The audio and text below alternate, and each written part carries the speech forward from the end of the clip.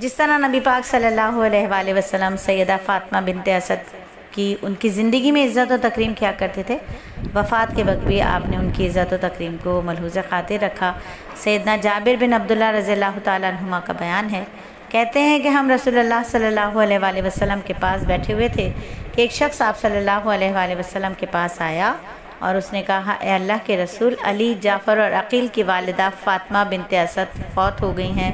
رسول اللہ نے فرمایا، چلو اٹھو، میری ماں کے ہاں چلو۔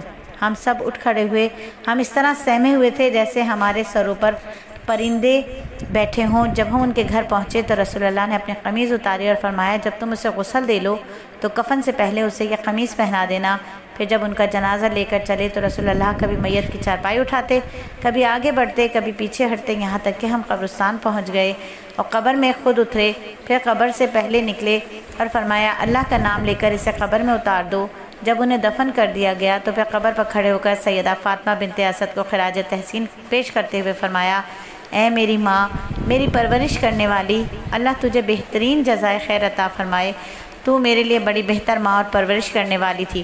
راوی کہتا ہے کہ ہم نے عرض کیا، اللہ کے رسول، آپ نے 2 کام ایسے کیے جو ہم نے اس سے پہلے کبھی آپ کو ایسا کرتے نہیں دیکھا۔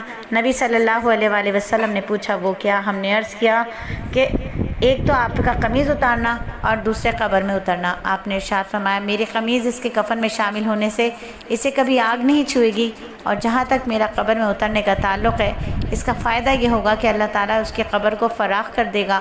پھر آپ نے فرمایا، یہ خاتون میرے لیے میری حقیقی ماں کی طرح تھی۔ ابو طالب کے لیے جب یہ دسترخوان بچ جاتا تو وہ ہم سب کو اپنے ساتھ کھانے میں شامل فرماتے تو یہ خاتون اس کھانے میں سے تھوڑا سا بچا لیتی جو مجھے دے دیتی اور میں اسے اپنے ساتھ لے آتا۔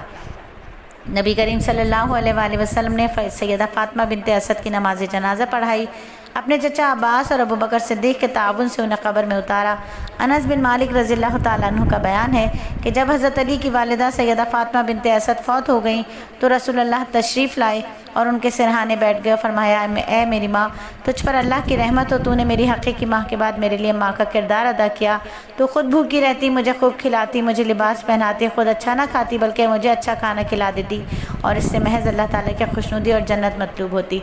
سیدنا عبداللہ بن عباس کا بیان ہے کہ جب سیدنا علی رضی اللہ تعالیٰ عنہ کی والدہ سیدہ فاطمہ بنت اسد وفات پا گئیں تو رسول اللہ نے اپنی قمیض کفن میں شامل کر دی اور خود ان کے قبر میں اترے۔